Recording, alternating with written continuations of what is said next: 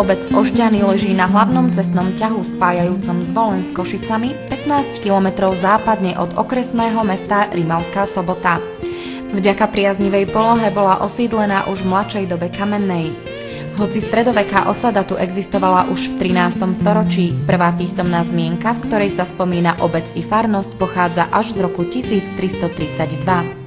Pôvodne patrila rodine Orlajovcov, neskôr Bakošovcom a od 17. storočia Korponajovcom a Lučenskovcom. V obci sa nachádzal hrad postavený začiatkom 14. storočia. V 15. storočí ho obsadili husiti a v roku 1604 vypálili cisárske vojská. V prvej polovici 17. storočia jeho zvyšky zabudovali do renesančného kaštieľa, ktorý bol v 18. storočí prestavaný v barokovo-klasicistickom štýle.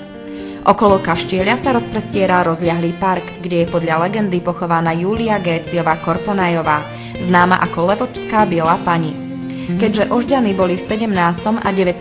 storočí sídlom známeho latinského lícea, pôsobili tu viacerí významní slovenskí dejatelia.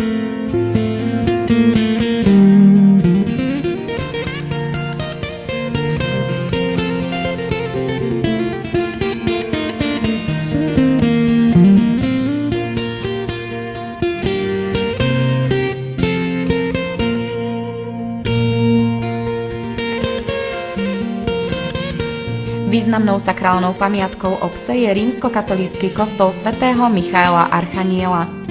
Bol postavený v rokoch 1768 až 1774. Z tohto obdobia sa zachoval pôvodný interiér. Kostol bol neskôr viackrát opravovaný.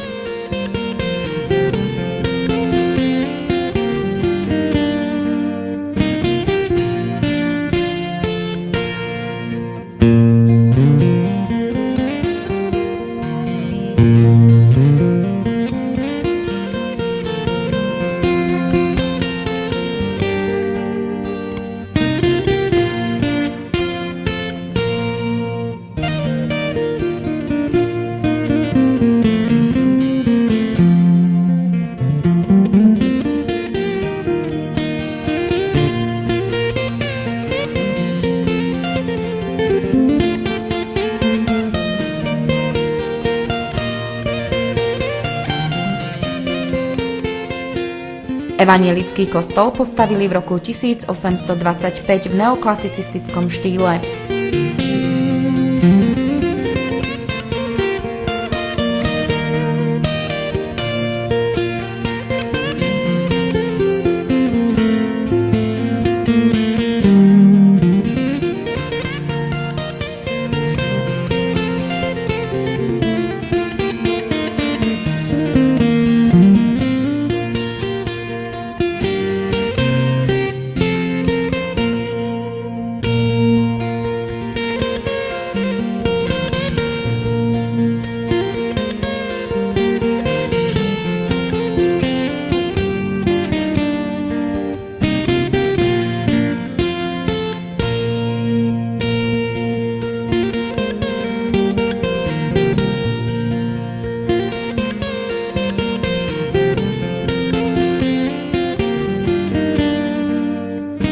Ožďany sú dnes modernou obcou s rozvinutou infraštruktúrou, verejným vodovodom a rozvodom plynu.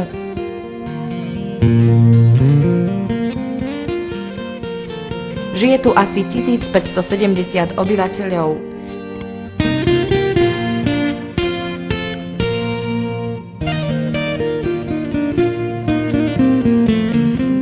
Funguje tu materská a základná škola.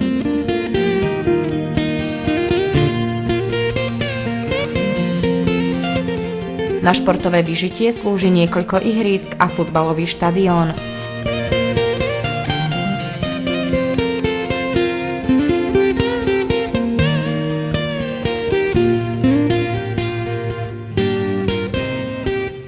V súčasnosti sa z dôvodu zrýchlenia premávky buduje okolo obce rýchlostný obchvat. Zaujímavosťou okolia je vrch Bík, ležiaci južne od obce. Rastie tu niekoľko druhov liečivých bylín.